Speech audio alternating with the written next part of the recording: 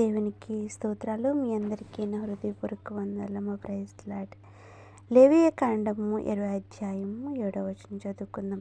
కావున మిమ్మల్ని మీరు పరిశుద్ధపరచుకుని పరిశుద్ధులై ఉండుడి. నేను మీ దేవుడనైనా యెహోవాను. దేవునికి స్తోత్రం. హల్లెలూయా. ఈ ఉదయకాల సమయంలో దేవదేవుడు మనతో మాట్లాడుతున్న మాట ఏంటంటే, కావున మిమ్మల్ని మీరు పరిశుద్ధపరచుకునుడి.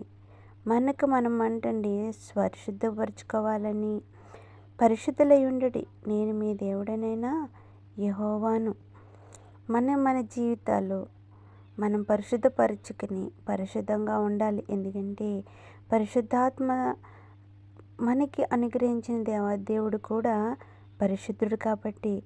అలాగే కొంతమంది ప్రజలు ఆయన్ని విసర్జిస్తూ లోకానుసారమైన దేవతలతో సాంగత్యం చేస్తూ వారు నిజమైన దేవుడని వారిని పూజిస్తున్నప్పుడు ఆయన ఈ మాట సెలవిస్తున్నాడు.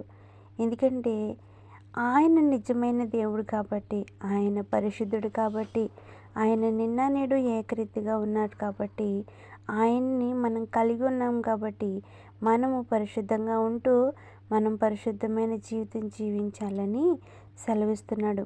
ఈ లోకానుసారమైన అన్ని దేవతలతో సంగత్యం చేయకుండా, అలాగే అన్ని దేవతలకి మనం బిడ్డల్ని బలి ఇస్తూ ఉంటారు.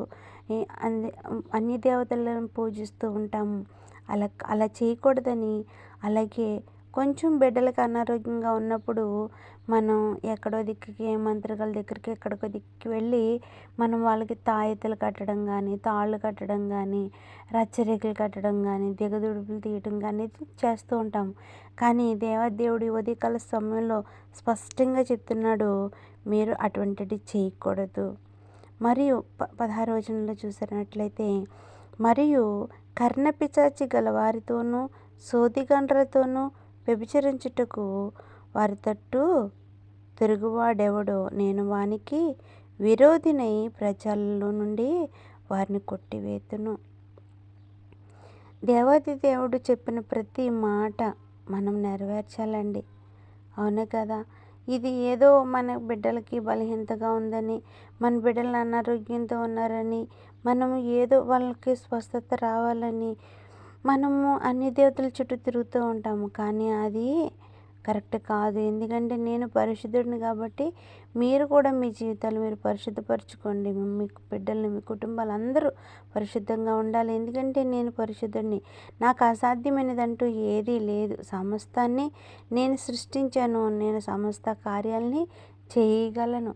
మీరు నన్ను అడగాలి. ఎందుకు అడగాలంటే, ఎలా అడగాలంటే, పరిశుద్ధమైన జీవితం కలిగి ఆయన అడిగినప్పుడు ఆయన మనకి ప్రతి అవసరత సమస్యల్లో నుంచి మన లేవనెత్తుతానని ఈ ఉదయకాల సమయంలో సెలవిస్తున్నాడు.